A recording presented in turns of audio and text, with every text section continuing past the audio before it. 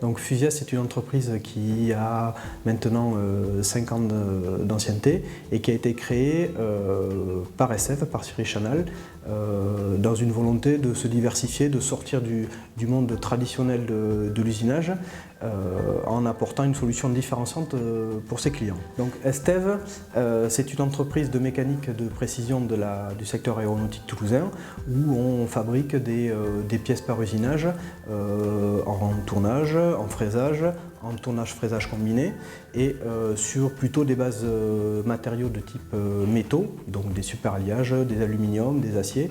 Donc les marchés traditionnels d'Estev, c'est l'aéronautique, le spatial et la défense. Et donc la question s'est posée de comment j'apporte une solution différenciante en étant plus performant industriellement, c'est des actions qui sont menées au quotidien, ou en proposant des solutions différentes, amener d'autres fonctionnalités aux produits. Et la fusion laser offre l'opportunité d'asseoir notre expertise dans ces secteurs-là, en connaissant les normes, en connaissant les méthodes de fonctionnement, les spécifications, etc.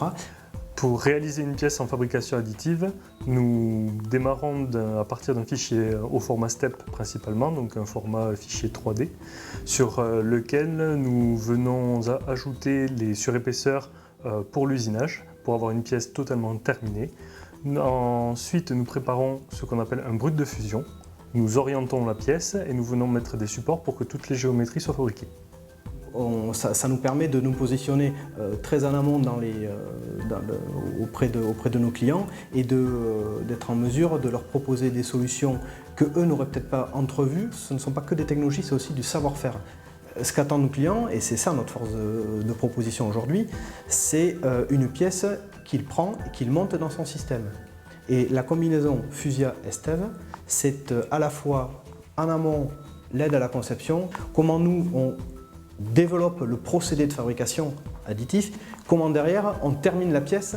Il y a du traitement thermique, il y a de l'usinage, il y a des traitements de surface. On est en mesure de mettre en œuvre des aluminiums, on est en mesure de mettre en œuvre du titane, des aciers inox, des superalliages de nickel, des superalliages de cobalt.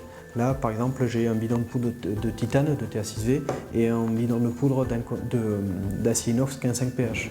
Ce qui nous aussi nous plaît dans cette approche avec ces nouvelles technologies, c'est que ça nous positionne beaucoup plus en amont et à d'autres niveaux de l'entreprise. On est sorti de la dynamique purement de clients sous-traitants, commercial-acheteur, on est rentré plutôt dans une dynamique de collaboration avec nos clients. Les marchés aujourd'hui sont avant tout les marchés, on va dire, dits traditionnels de nos métiers d'origine, de l'usinage de précision. L'aéronautique, le spatial et la défense. Pourquoi? Parce que d'une part déjà, ce sont nos marchés d'origine, donc on a les réseaux qui vont bien pour les pénétrer. Mais après on est sur des technologies à très haute valeur ajoutée. Cependant, la technologie va forcément, entre guillemets, se démocratiser.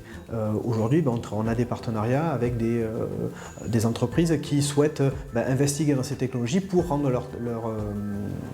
leurs produits plus performants. Et en termes d'évolution aussi, on voit pour nous une diversification marché par plutôt le secteur de l'industrie, mais aussi une diversification géographique. Donc on a développé une filiale au Canada qui s'appelle Fusia Inc. où en fait on est rentré sur le marché canadien, pas par le marché traditionnel comme on l'a fait ici, mais par l'impression 3D, par la fabrication additive pour le métal au Canada, à Montréal.